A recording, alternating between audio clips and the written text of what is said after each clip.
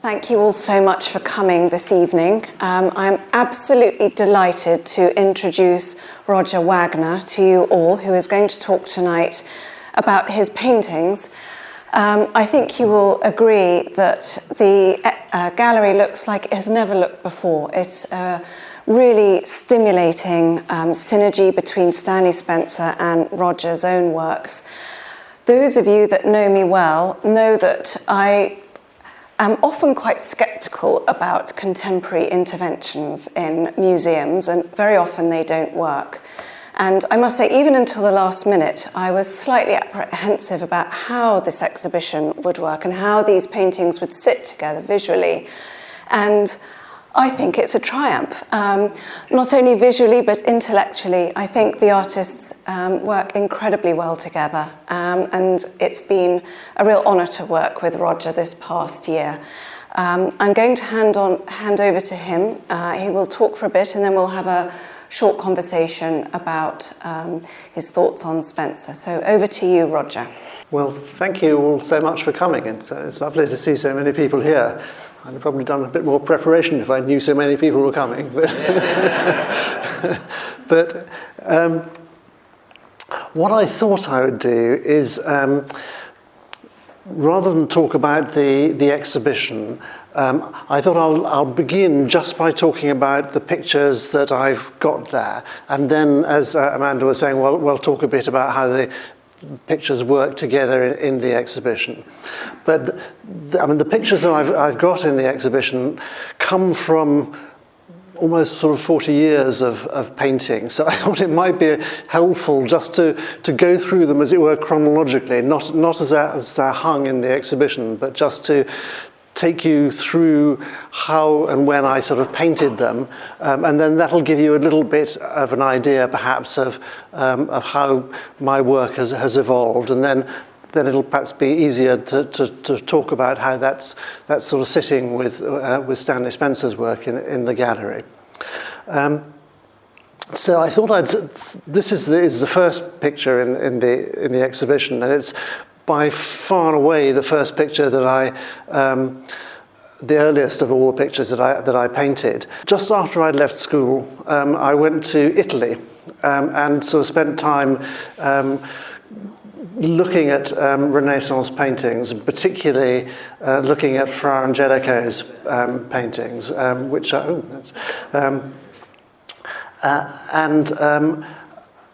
it was really my sort of first. They had particularly the Convent of San Marco had an enormous impact on me, and I saw those pictures, and I went to Venice and saw the Guggenheim collection, which is my sort of first real introduction to modernist paintings, and particularly there was a wonderful De Chirico, which had a huge impact on me.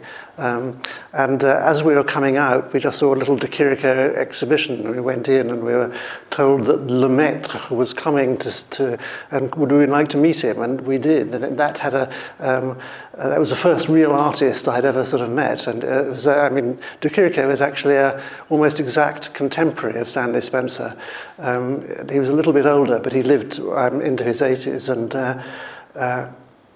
so that had a very big impact on me. But I was going up to Oxford to read English, and I was sort of full of T.S. Eliot's poetry, and particularly a poem called Ash Wednesday, which it's a poem that he wrote just when he was sort of converting to Christianity, and so it's a full of it begins about sort of turning again, and it's a very mysterious poem, but it has within it this little line: "Lady, 3 white leopards sat under a juniper tree in the cool of the day."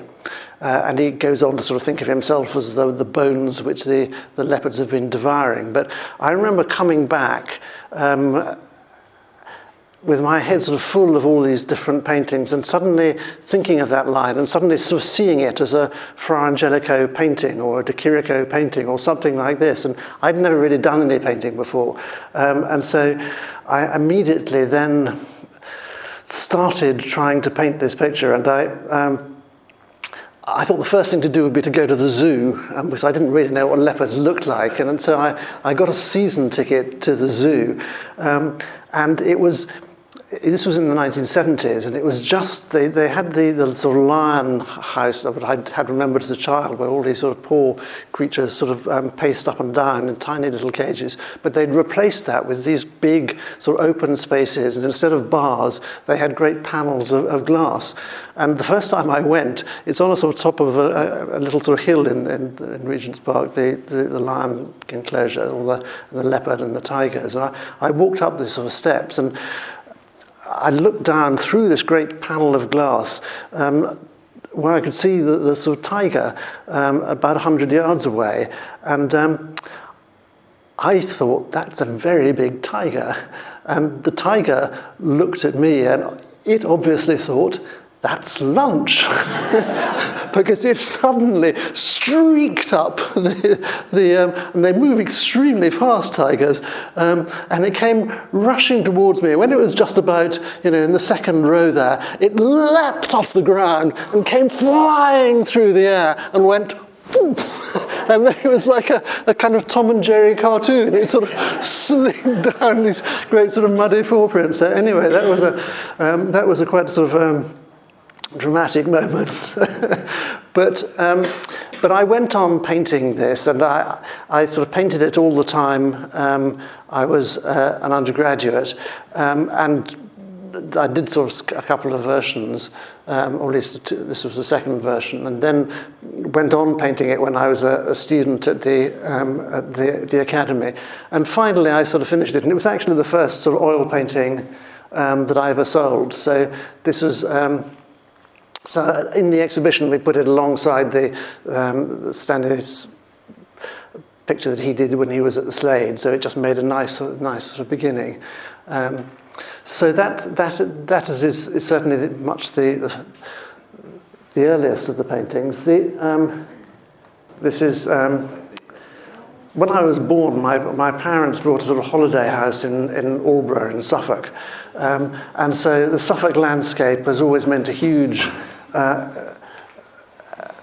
Has really influenced all my paintings. And when I was just growing up, the Sizewell nuclear reactor was being built, so we would go and sort of watch it arising from the ground. And at a certain point, I remember when the pylons were installed, and they were kind of marching over the countryside. And I liked it'd been the reactor, but the pylons suddenly seemed to be despoiling the whole countryside. And at that point, I rather turned against them.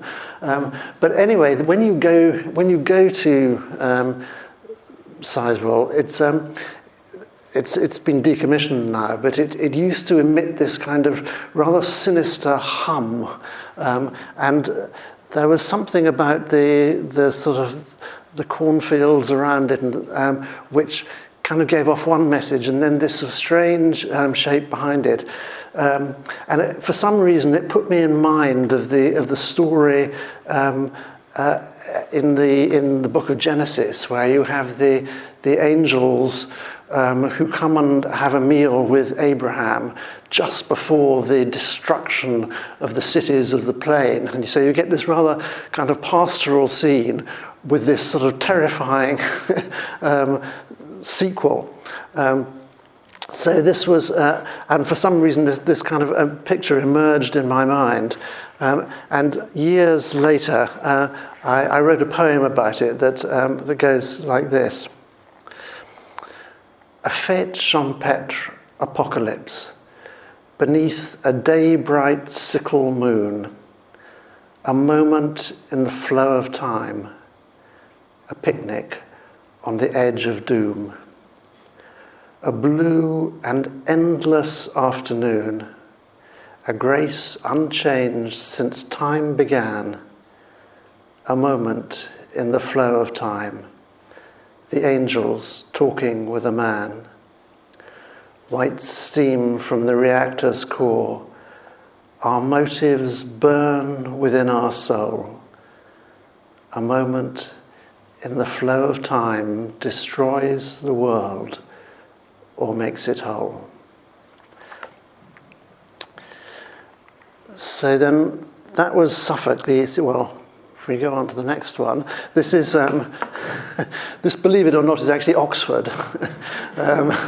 I went up to Oxford to read English, and we were, in my last year, we were living in Jericho, a little sort of, just on the edge of Port Meadow in Oxford. And at that time, there was an extraordinary ironworks there, Lucy's Ironworks, which is sadly now gone.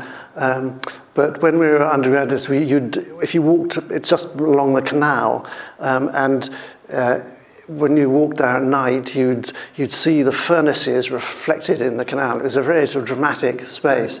And that last picture, the Abraham and the Angels, I did an exhibition at the Aldeburgh Festival, and I'd heard that they were going to be performing Benjamin Britten's Burning Fiery Furnace, and so I thought I would do a Burning Fiery Furnace picture to go there. And I got in touch with the Lucy's ironworks and asked if I could have a tour. So this was a photograph I did actually in the ironworks, and the next one is another one. If we have the next, yep. And then I sort of put all these together and did. No, I've gone too far. There we are. That's it. So that was the Burning Fiery Furnace, where there's in the story the three Shadrach, Meshach, and Abednego are sort of thrown into the burning fiery furnace, and the Nebuchadnezzar servant says, they aren't being burnt, and there is a fourth there who is with a face like a son of the gods. And in the Britten opera, which is a church opera, that's just an absolutely magical moment where you have the three of the Shadrach, Meshach, and Abednego are singing the Benedicite, which all ye various things of the Lord, bless ye the Lord. And then you get this treble voice of the angel just rising above them, and it's absolutely kind of spine-tingling moment. Anyway, so that was the picture that I did of that. And while I was doing that exhibition in Aldeburgh, there's from Snape, Maltings, where a lot of the Britten concerts happen, there's a road that goes from there to along the River Ald to Icon Church, which has always, I don't know, for some reason, it's just always been very sort of special to me. And the first time I ever did an oil painting, I'd had this little box of oil paints, and I asked if I could be put down there one evening, or late afternoon, and then I was collected a couple of hours later, and I'd been trying to sort of paint a tree in the middle of that field, and I'd completely failed. It's a total disaster, my picture, but for some reason it actually inspired me just to want to go on doing it and to make it better. And years later, I just happened to open a gospel and read the words in one of the parables, which says the harvest is the end of the world and the reapers are angels. And it's just an explanation of the parable of the wheat and the tares. But I suddenly saw that field with the sort of angels in it.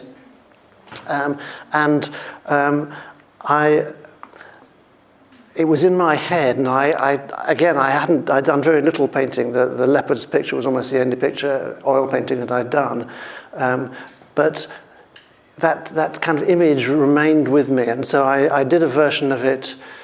I don't know if I started it when I was a student, but I was certainly, when I came back to Oxford after that, I was working on an early version of that. And then when I was doing the exhibition in Aldeburgh, I suddenly realised you could actually do a large version of it.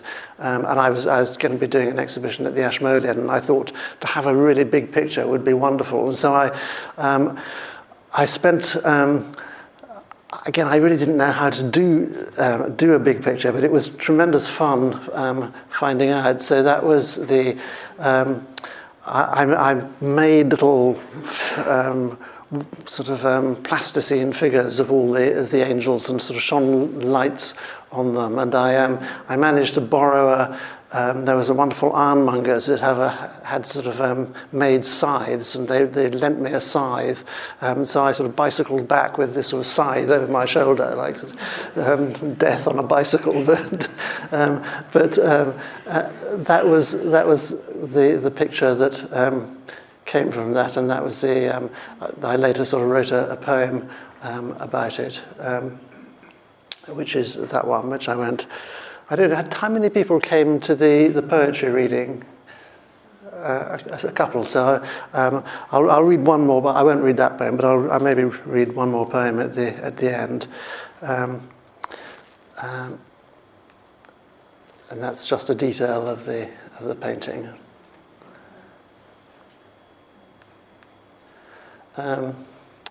So these are. Three pictures upstairs. There's a little book that's over on the table there, which I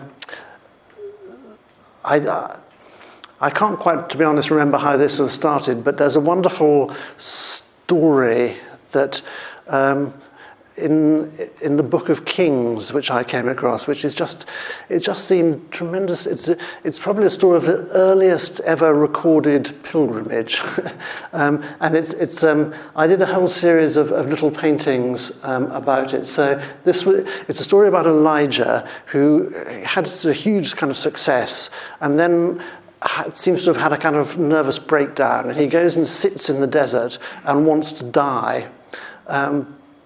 And he asks God if he can die. And then an angel, while he's sleeping, comes and makes breakfast for him, which I think is a very nice thing for an angel to do. And he wakes him up and tells him to eat. And then he tells him to go. He goes to sleep again. And then the angel wakes him up and tells him that he's going to go on a long journey. And so you have this... he sort of walks from one end of Israel to the other, and this was the sort of picture of him walking. And finally, after this sort of long journey, he comes to the mountain of God, and there's a storm, but God isn't in the storm. And then there's an earthquake, and God isn't in the earthquake. And then there's a fire, but God isn't in the fire.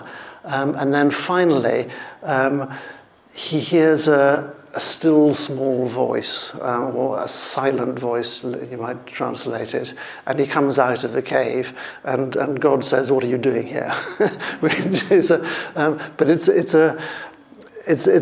I just found it very, very interesting story, and so these were little sort of pictures on.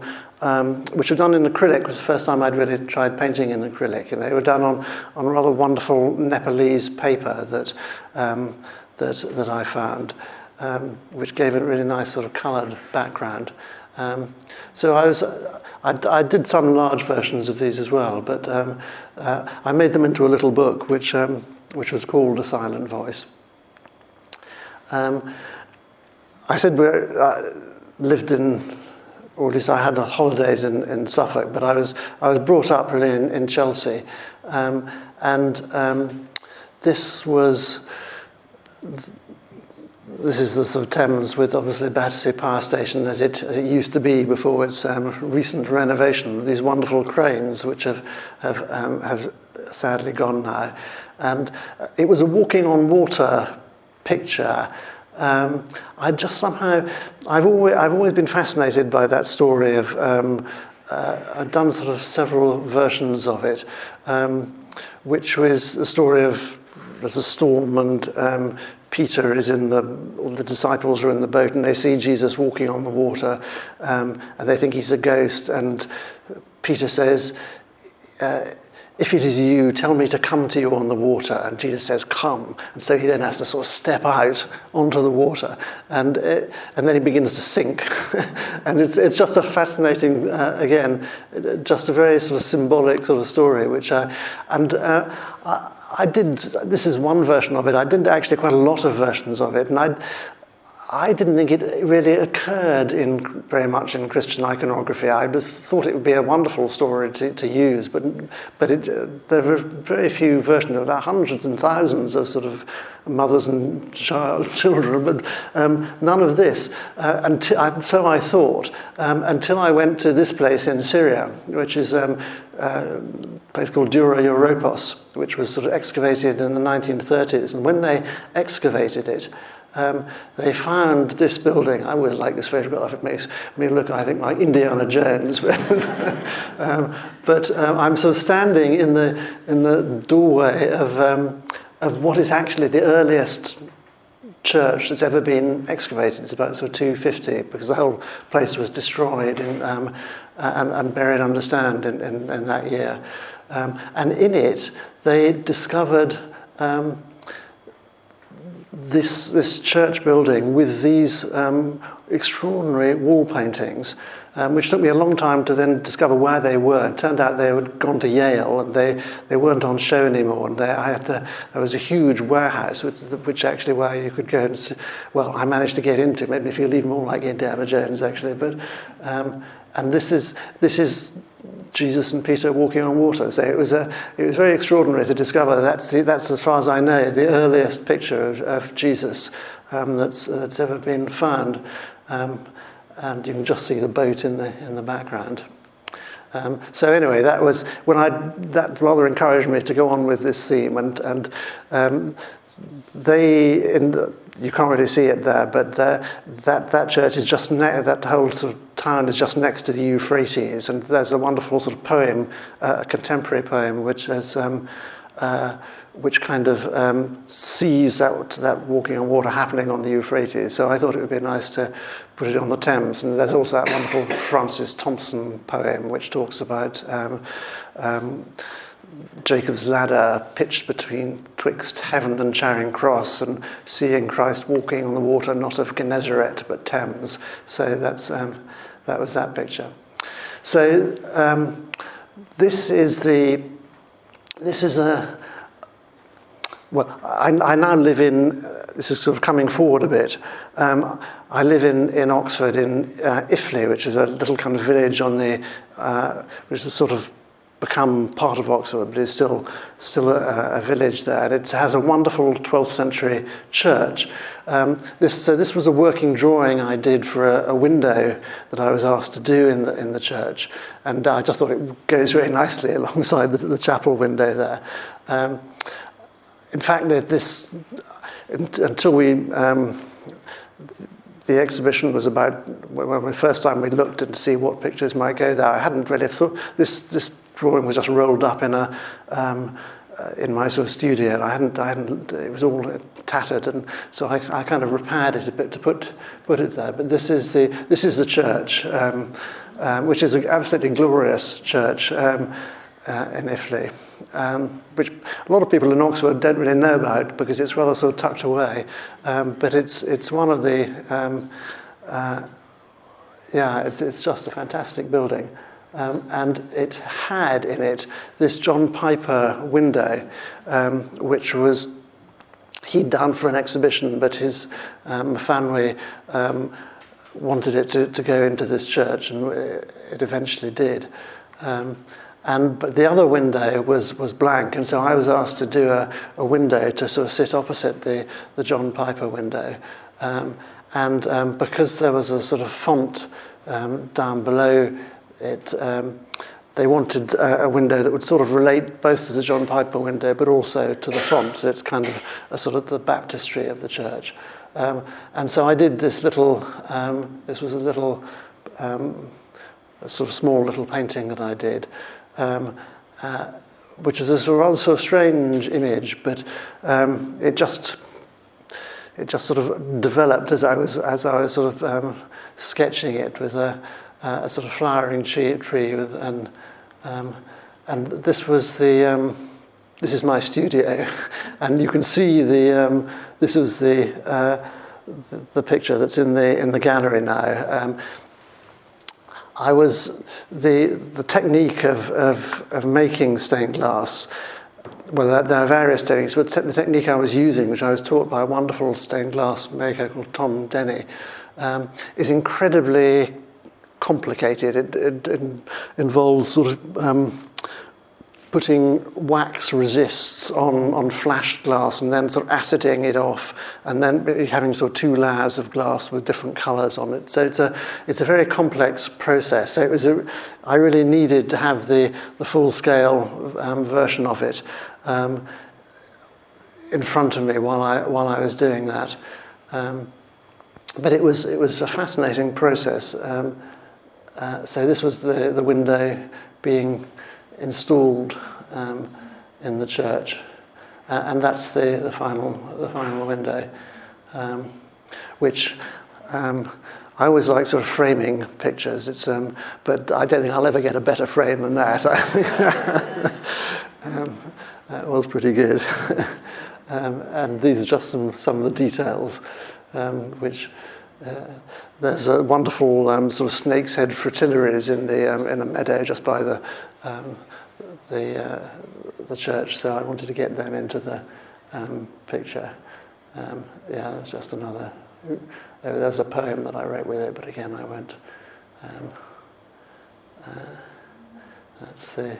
You never quite know when the thing about aciding is that it kind of eats through, and you can't really. You're not entirely in control of the process. So it's a. I mean, for me, it's quite nice because my temptation is always to try and control things a bit too much, and with this, you just have to see what it does and then work around whatever it produces. And yeah, that was one of the.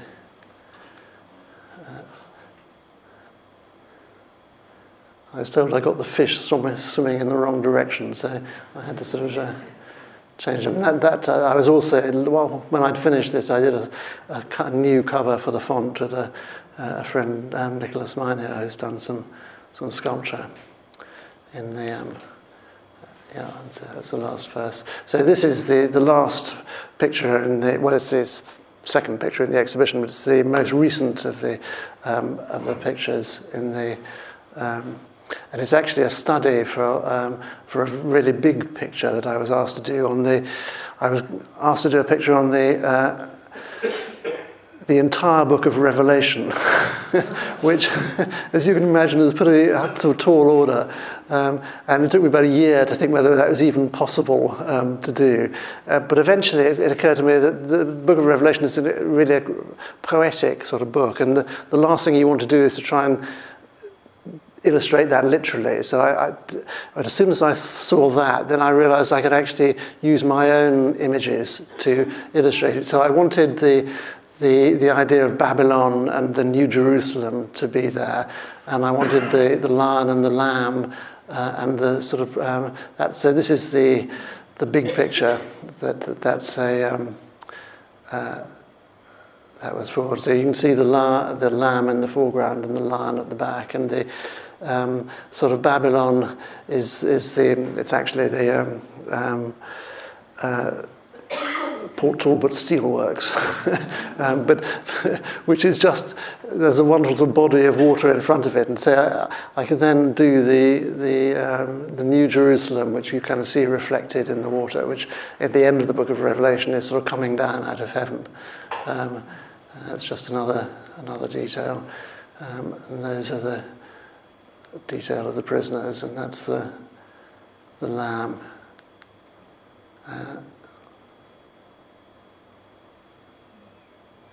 And then the idea is that the sort of prisoners who are being sort of released from their chains in the foreground appear again in the background with the angels and the lion. Well, maybe I'll just finish this by, as not many of you came to the poetry reading, I'll redo when I'd finished the whole painting, I wrote a sort of poem about it.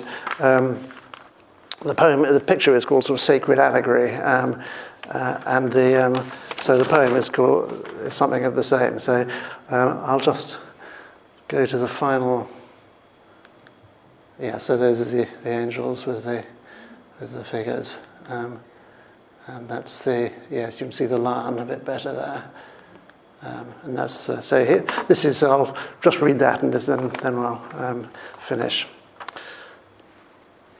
I travelled roads from east to west, and passed a mighty city where 1,000 arc lights lit the ground, and smoking chimneys choked the air. I saw there, in a prophecy, as an unending city-state, an empire that engulfed the world. Its name was Babylon the Great. In that great city no birds sing, and in its streets no seed can flower. There steel and concrete have one theme, whose only currency is power.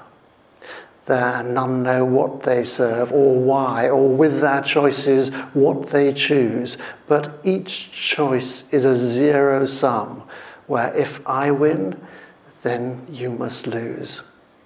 And that iron law twists every choice, and binds each soul with chains of iron. Its walls of iron ring every land, and seal off every road to Zion. But standing there upon the shore, I thought I saw the Lamb of God, a sacrifice already slain, with whitest wool stained red with blood.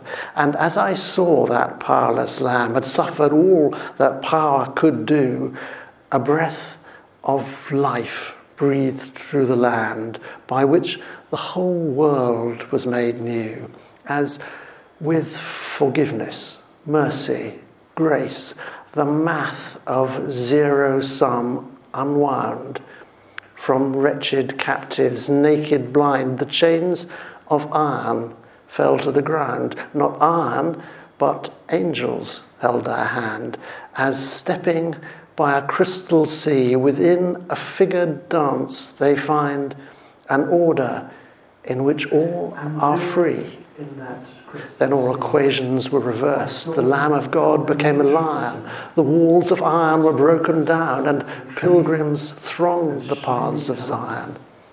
And mirrored in that crystal sea, I saw the New Jerusalem, its walls and trees and shining towers, both here and now, and still to come. So, there it is.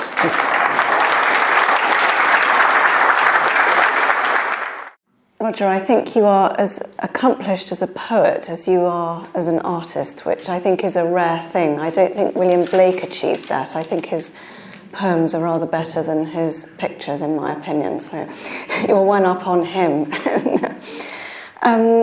I just wanted to start off by talking a little bit about the artistic process. I was very interested to hear you say that you hadn't really learnt how to use paint.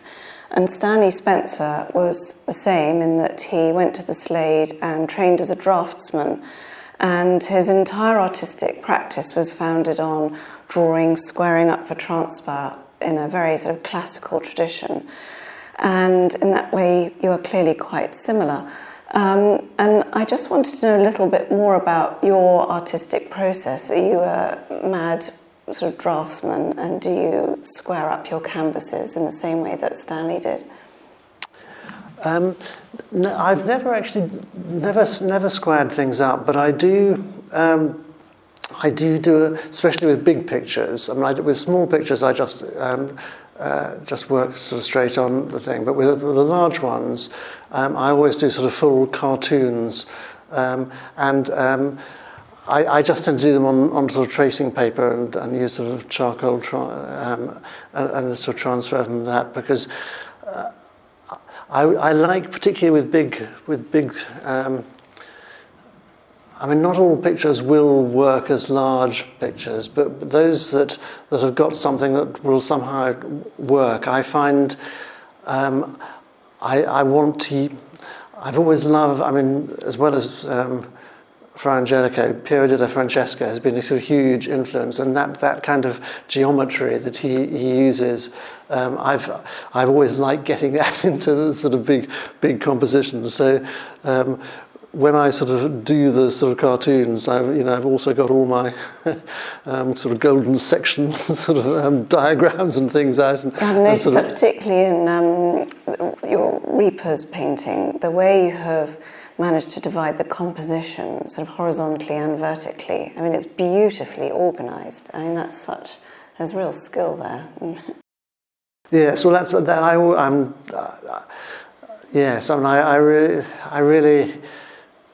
I always loved really well composed pictures, and that just seem as if somehow everything is meant to be there. And so that's always been a sort of aim in the sort of bigger compositions that I've done. And I should add that Piero della Francesca was equally important to Stanley, and in particular the Nativity in the National Gallery.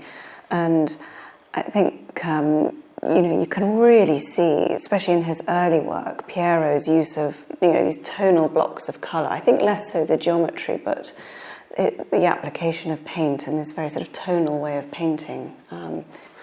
Yes, I mean, I didn't. You don't really see that in the pictures that I've got in the exhibition, but I've been in recent years. I've been moving to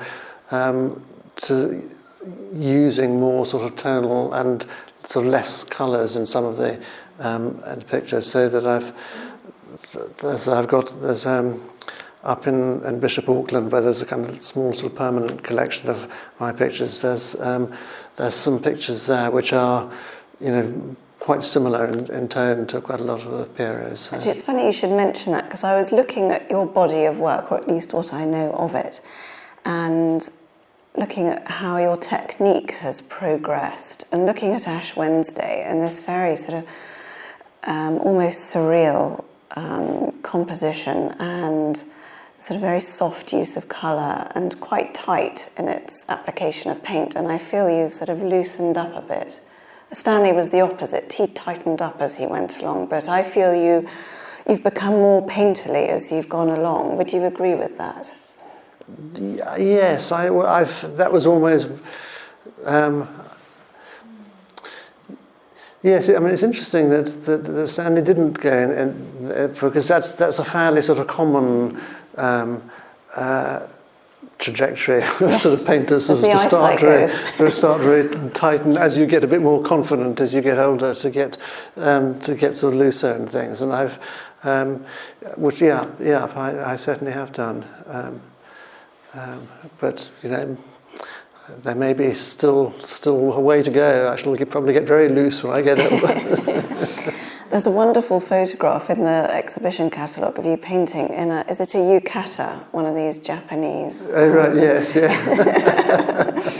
And I had to stop myself from having a picture of Stanley with his pyjamas poking out the bottom of his suit.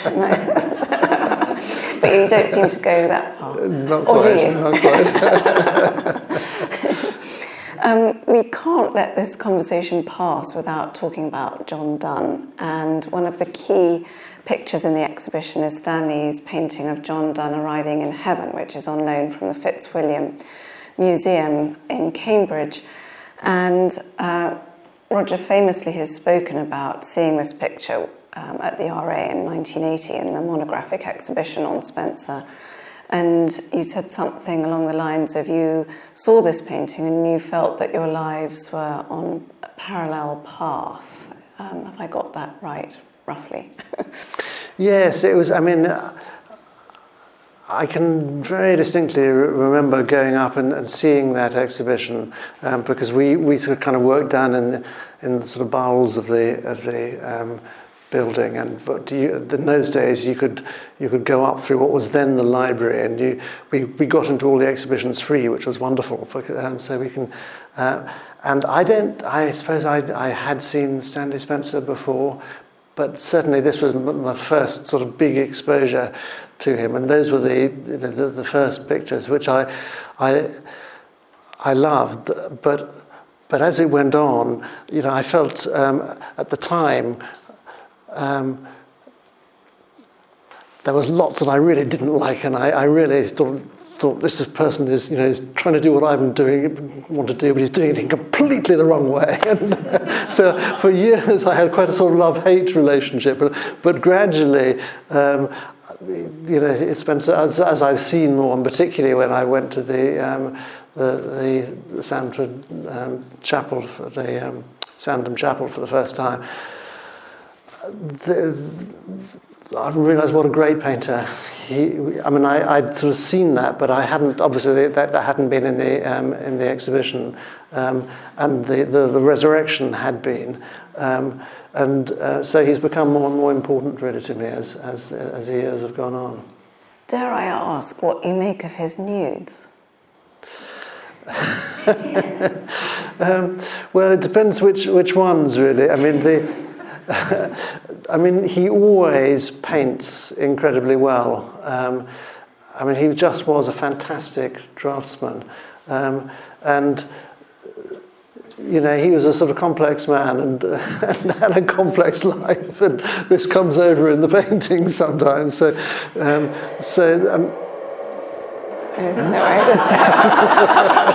Time to go, I think. So anyway, saved by the screen. Yeah, totally sad. Going back to John Donne as a poet, he was obviously incredibly important to Spencer, and he spoke about, the world in a grain of sand, which for me sums up Spencer's work to some extent. Through Cookham, one has this sense, this macrocosmic sense of what the world means, and this huge sense of Spencer's own personality and these big issues like religion and love and hope and all these things. And I know that metaphysical poets are equally important to you, and in particular George Herbert. And we had one. George Herbert was originally, his words were going to provide the title of the exhibition, Heaven in Ordinary, but we changed it to John Donne because of the Fitzwilliam picture, which made sense. But perhaps you could tell us a bit about the importance of George Herbert to us.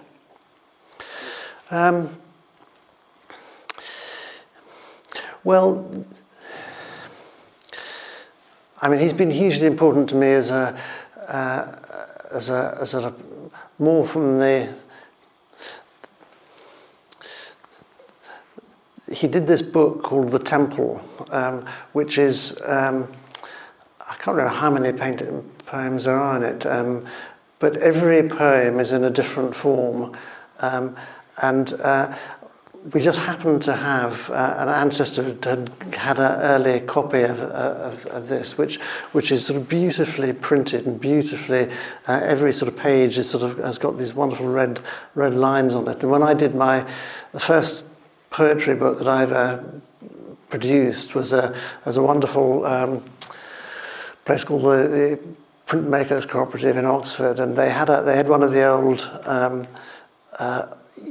OUP treadle presses, and so I decided to make a book to sort of print it myself and do all the sort of hand setting and set my poems alongside these and kind of model it on George Herbert's on what his books sort of looked like. So yeah, he's had a sort of huge impact in that way. I suppose there's something in the idea of metaphysical poetry. It's sometimes defined as a sort of yoking. I can't remember who this was. It was Johnson or someone defined it as sort of yoking together very disparate ideas, and that's something that I've always has been important to me as a sort of painter. That I've just loved when occasionally sort of things sort of click together, which you wouldn't think necessarily belong together, like sort of Battersea Power Station and Walking on Water. I've sometimes people have asked me what sort of painter I am, and I've never really known how to answer that question, but I think a sort of metaphysical painter would be perhaps the closest I could get.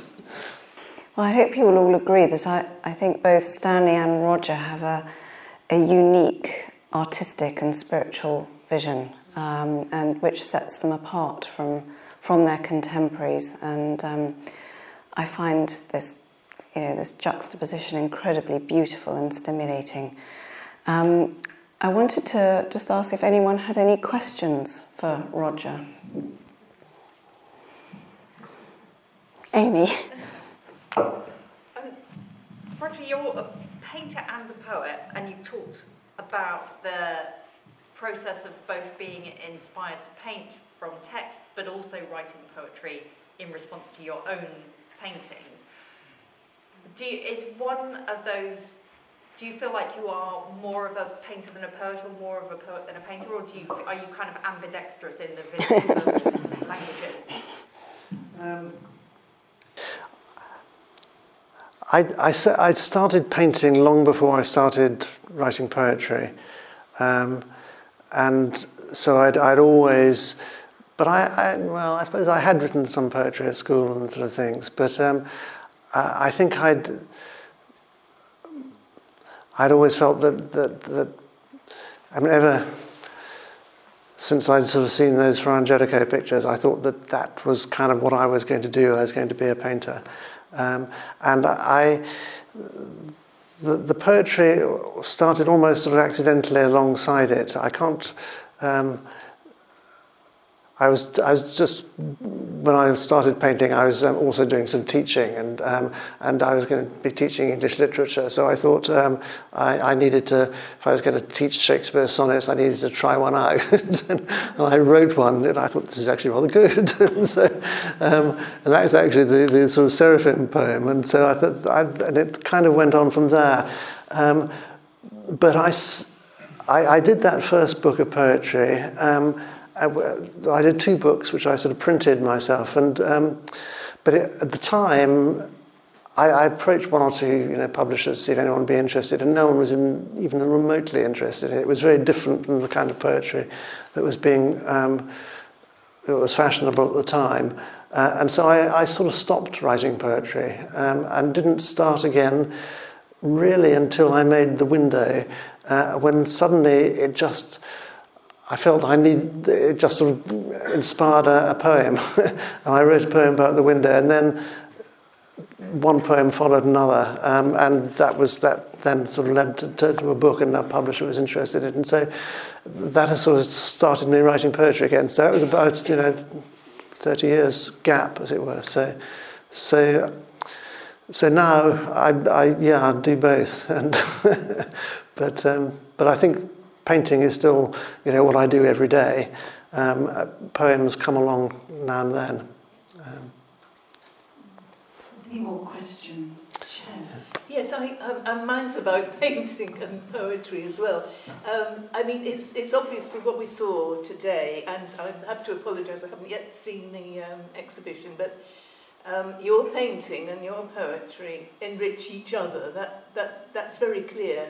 That last painting that was up there, I was kind of looking at it and thinking, that's amazing, that's a reflection. And I thought, no, it's not quite a reflection. And then I could hear you saying, it's the New Jerusalem, which suddenly explained it. And it's like the whole thing exploded in a really positive way. So that was a great experience. But then I'm wondering, how closely do you keep your paintings and your poetry together? Are they always, presented together, or do they go off on their own journeys? Well, the paintings probably do sometimes. So there are quite a lot I haven't. There's all kinds of sorts of paintings that I haven't shown.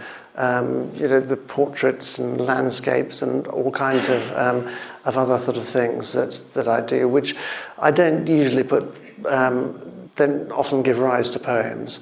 But the poems, when I did that first book, there was a lovely man called Peter Levy, he was a professor of poetry at Oxford at the time, and he was a huge encouragement to me, actually, because he really responded positively to the poetry. But he said that he advised me to always try and keep the pictures and the poetry together, And that seemed to me actually really good advice, because it just, I mean, it wouldn't be for everyone, but it was for me. And so I've just got a sort of new book of poetry that will be coming out, and some of the poems don't have pictures connected with them. And have just gone off, started, as you say, going off by themselves. And that may happen, more in future, I don't know. The nice thing about that is you never really quite know where things are going to take you. And because I certainly don't plan them. I mean, I had no idea that picture was going to arrive like that, and I didn't know the poem was going to. So I'll wait and see. It'd be interesting to discover.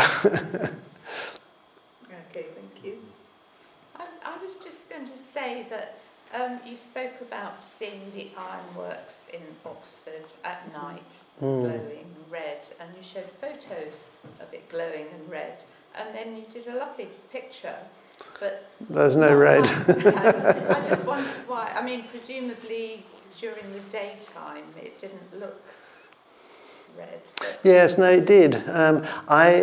It's a funny. I mean, you that first picture that I showed you with the Ash Wednesday had quite a bit of sort of pink in it, certainly, and I've done again.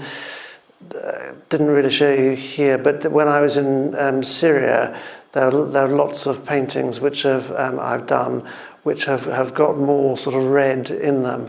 The English landscapes don't on the whole have very much red, so they haven't featured, and partly because of that, I've not. It's funny that some composers find particular key signatures work for them and others don't. And I would like to explore red more than I do, but certainly when I painted that picture, partly I was doing it on blue paper, and I just couldn't. I did try it with a strong red in it, and it just didn't work at all. And so I made it. So again.